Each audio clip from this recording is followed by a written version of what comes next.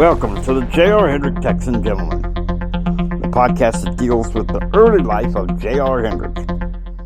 And now, narrating Brent Saves the Weekend, J.R. and Jimmy.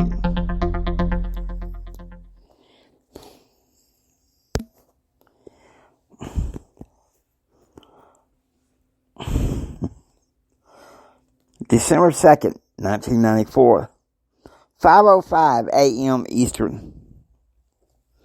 Waking up in Indianapolis.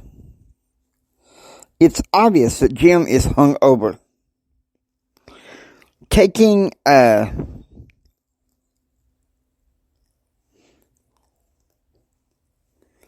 mercurial vitamin C and caffeine.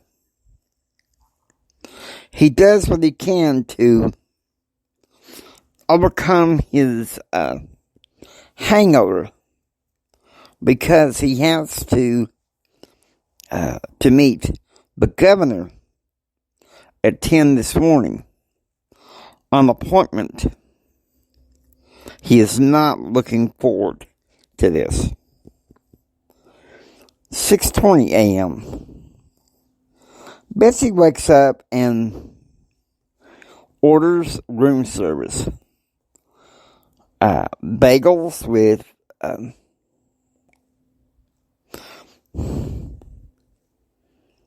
cheese and butter for her. French toast and bacon for him. She looks out over the wet streets of Indianapolis from where it had rained the night before.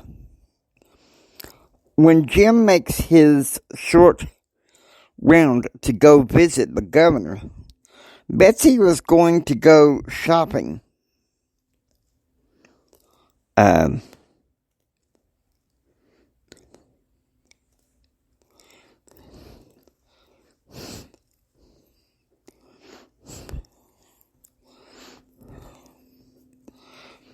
For shirts and leggings. Tomorrow, while Jim is going to be conducting business, she is going to shopping for 2 fur coats. 6:45 a.m. Eastern. The news on CNN is annoying Jim to no end. Discussing the war in Bosnia. He asks Betsy to turn it off so they can talk. 8:10 a.m. Central. Banging on the door to Charlie's room was Brent Clark. I walked over to the door and answered it. Man, you missed breakfast. Jennifer Bowers was there.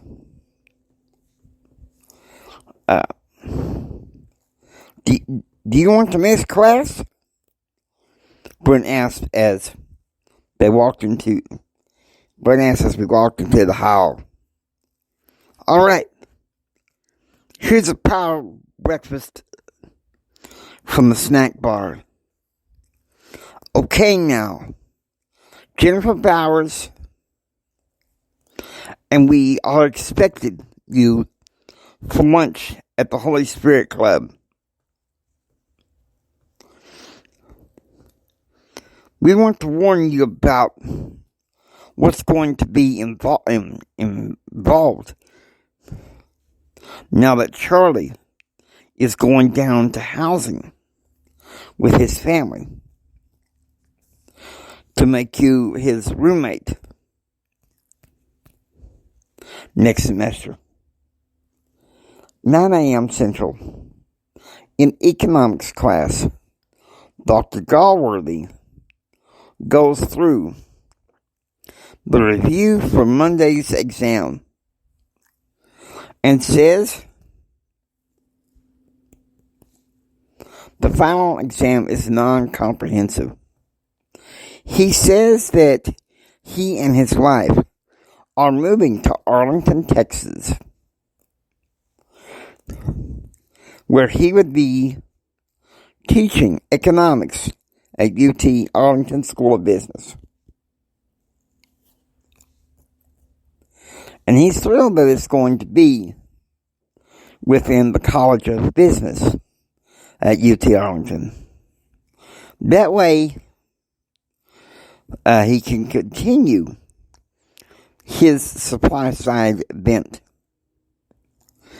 Then he makes the following pronouncement. Remember, I told you at the beginning of this semester that all of these books on Keynesian economics and capitalist economics is bunk. If you cannot develop an economic theory according to the dictates of your faith. 10:45 a.m. Eastern. Meanwhile, in Indianapolis, Jim is meeting with a special assistant for the governor. It was a brief but unpleasant experience, as she was not interested in seeing his folder full of data.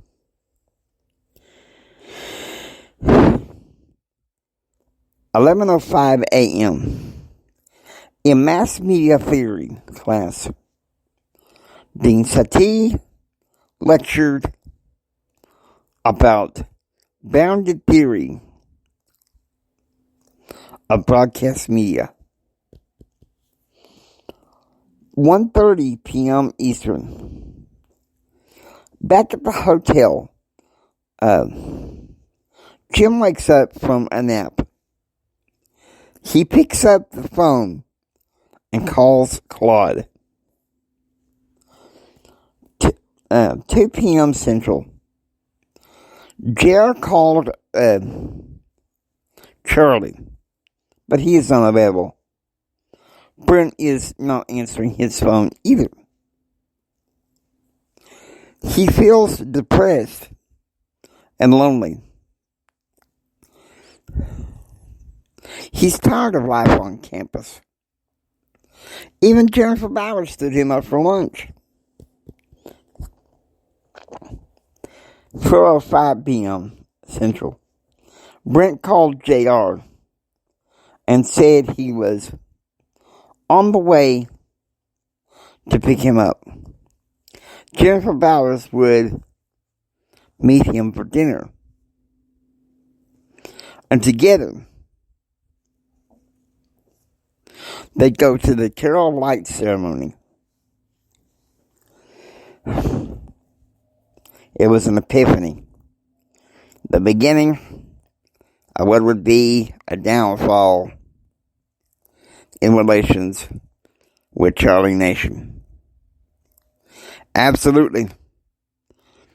I would never have chosen to room with Charlie had I known the first of consequences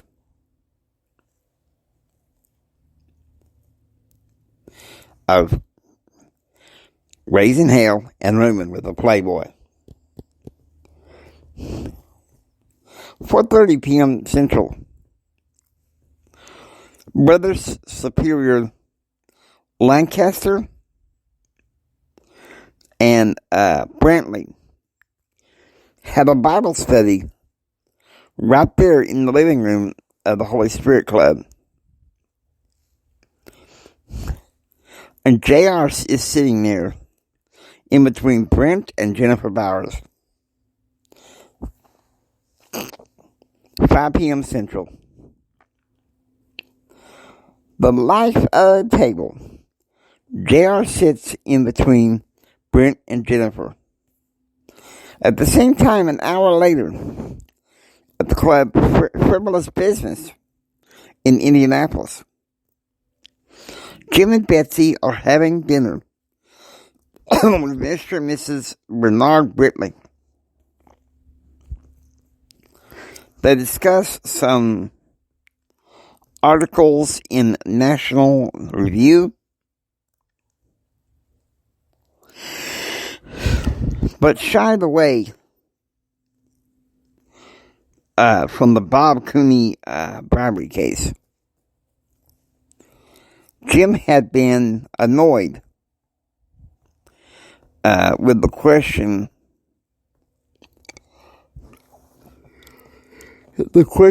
hotel staff was asking him about it. And Bernard Britley said he would take care of that. 6:30 p.m. 240 student members of the Holy Spirit Club walk the main sidewalk between the library Student Union Complex and the School of Mass Communications for the Big Carol of Lights celebration. Walking hand in hand is JR and Jennifer. Oblivious to all this, one of the main kids sitting in their dorm rooms alone is Charlie Nation, the loner. Unless he is hitting on women,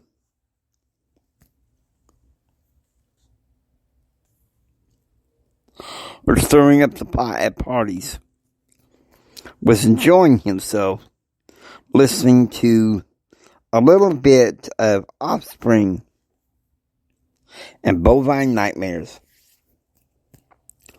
7 p.m. The Texas Tech Carol of Lights is in full swing as JR and his group stepped in front of the School of Mass Communications.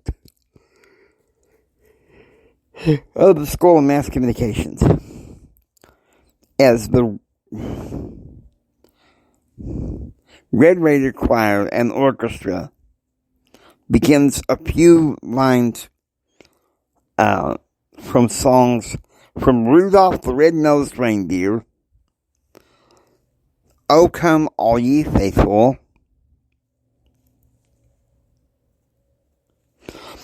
joined by the Gospel Light Choir and Holy Spirit Club choirs.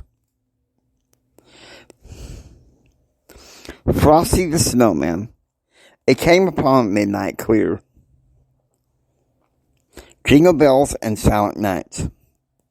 Meanwhile, back in the dorm room at Gordon Hall, Charlie calls on the telephone a 1-900 sex line. A billionaire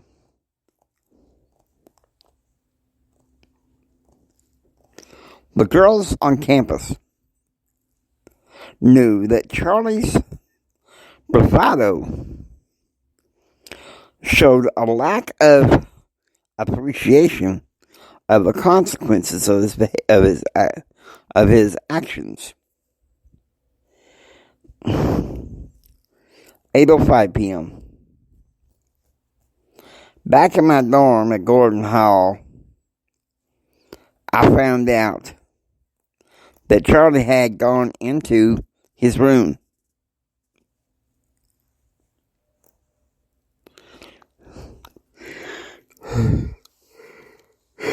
He was writing on his computer. So I sat there, listening to the Blake Carter show.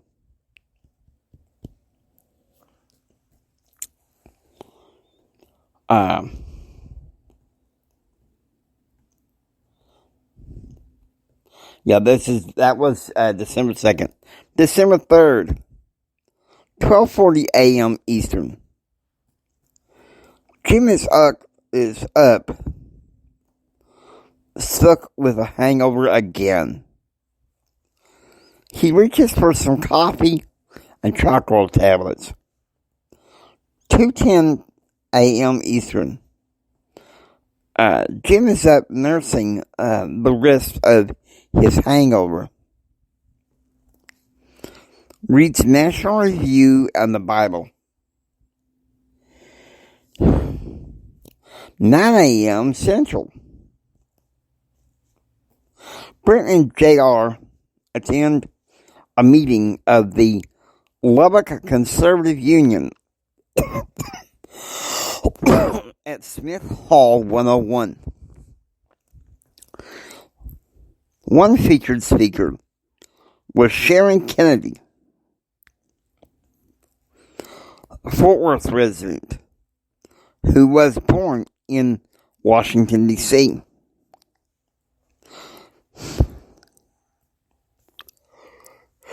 Her father was a PR legal consultant who was press director, SBA, under President Kennedy. After the assassination, her family stayed in Washington a few months before moving into a penthouse in Fort Worth. 10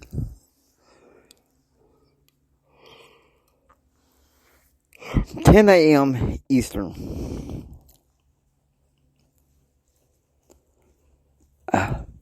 Jim Bernard Britley and Bonnie McCallaghay meet in Bonnie's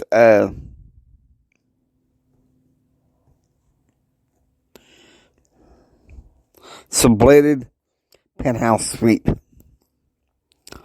The Hendrick Plan was set out with faith-based initiatives for businesses, along with federal state programs and access to education.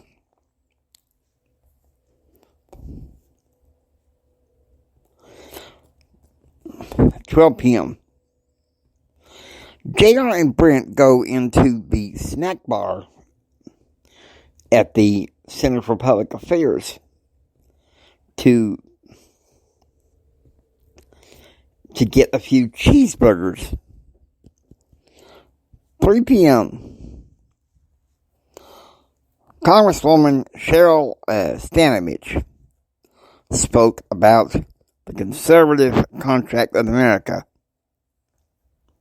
I took copious notes on my laptop.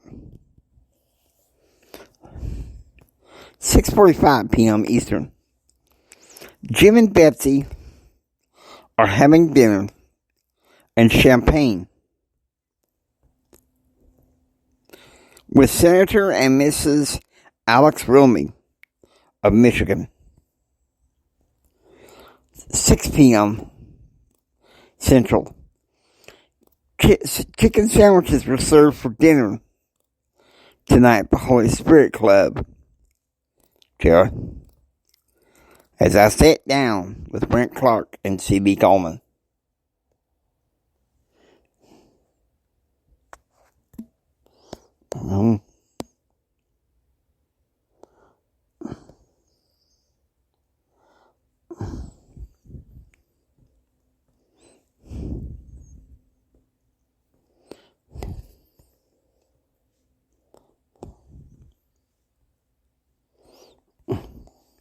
Here it is. 4 a.m. Eastern. Jim is discussing the Hendrick Plan with what would be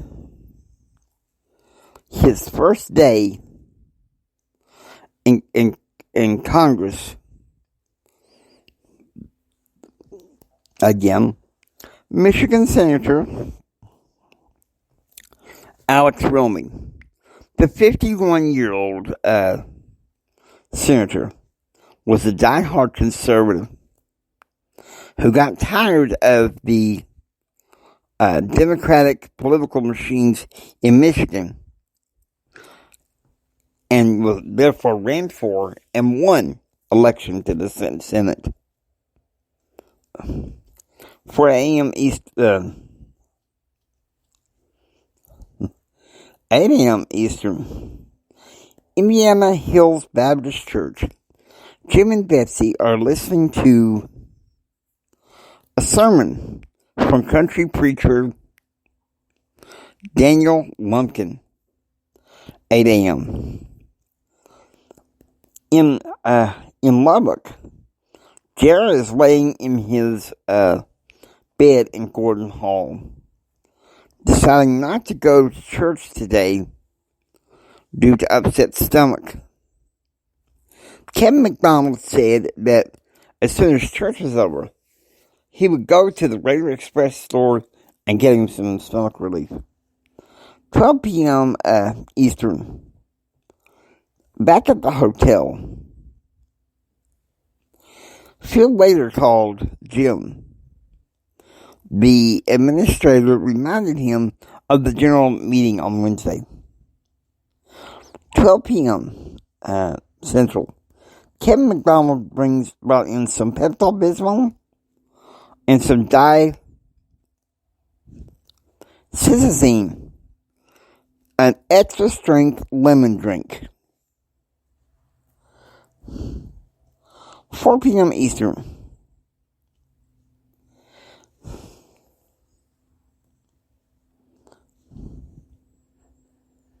In Indianapolis, Jim and Betsy decide to have an early dinner with Senator and Mrs. Richard Lugar. It seemed that alongside Alex Romey, Jim had found another ally in the Senate to help him execute his plan. But Lugar said he needed an ally in the House. 8 p.m. Central. JR and Dave Smith talked about the weekend, and JR tells him that he wants to talk to him before going off to his economics class tomorrow in West Hall. After several drinks of the lemon drink, JR fell asleep.